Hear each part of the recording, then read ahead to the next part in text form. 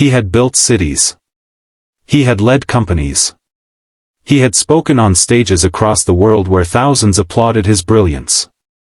But at home, in his sprawling glass mansion overlooking the valley, Andrew Carter sat in silence, alone, broken in places he didn't know still existed. A widowed billionaire CEO, he was raising a 6-year-old boy named Ethan after losing his wife, Claire, in a tragic accident 2 years ago. Ethan was quiet now. Not because he didn't have words, but because he didn't know who to say them to. His father was always in meetings. His mother was a memory. The only constant was the rotating door of nannies, each more qualified than the last, none able to stay. They couldn't handle Ethan's silence, his sudden panic attacks, or the way he stared out the window for hours. One cold Monday morning, after the 12th nanny had left abruptly, Andrew sat in his office reviewing files. That's when HR emailed him the profile of a young woman named Anna James. No special degrees. No certifications. No references. Just one line in her email that caught his attention: "I don't have qualifications, but I understand pain." Desperate and curious, Andrew invited her for an interview. When she arrived, she looked nothing like the professionals he was used to. She wore a plain cardigan, carried a tattered old bag, and had the gentlest eyes he had ever seen. She didn't talk much during the interview. She just asked, "Does Ethan like stories?" Anna was hired the next day. From her first hour in the mansion, something shifted. She didn't talk to Ethan like others did. She talked with him. She sat on the floor, played silently beside him, and when he cried, she didn't try to stop him, she just stayed. In 3 days, Ethan laughed. In a week, he hugged her. And in 2 weeks, he whispered, "Do you miss someone too?" Anna didn't answer. She just nodded. What Andrew didn't know was that Anna had lost her little brother in a house fire 5 years ago. She was the only one who survived. That pain had shaped her kindness, not loud, not preachy, just present, quiet, and deep. Meanwhile, Andrew's tech company was in chaos.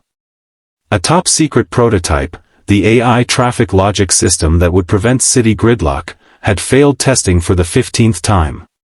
Engineers were stuck on a bug they couldn't trace. Deadlines loomed. Investors waited. Andrew was running out of time, patience, and options. One evening, frustrated beyond words, he brought home the prototype device, a compact AI-integrated circuit with a digital flow model. He left it on the kitchen counter, pacing. Anna, wiping Ethan's hands after dinner, noticed the blinking red error signal.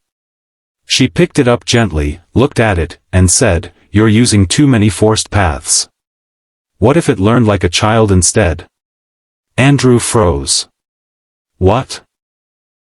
Anna placed the device back, clicked into the settings, and within 30 seconds, she restructured the simulation using a pattern she used when teaching Ethan how to choose his own socks without pressure, offer 2 gentle options and let the system learn preference based on comfort, not force. The error disappeared. The system ran clean. Andrew was speechless. He took the prototype back to the lab the next morning. The engineers were stunned. "Who fixed this?" one of them asked. Andrew didn't answer. He just stared out the window, where Anna was sitting on the grass, helping Ethan build a little paper windmill. That night, he asked her, "Where did you learn that?" She smiled. "From children. They teach you everything, if you listen." Over the next few weeks, Anna became more than just a nanny. She became the thread stitching Ethan's broken heart. She taught him to smile without apology, to speak without fear, and to cry without shame. And slowly, something changed in Andrew too. He started coming home earlier. Started eating dinner with them. Started laughing again. One evening, as the sunset painted gold across the kitchen, Ethan asked, "Dad, can Anna stay forever?" Andrew looked at Anna, his eyes soft. "If she wants to." But Anna hesitated. She had a secret. She had been planning to leave.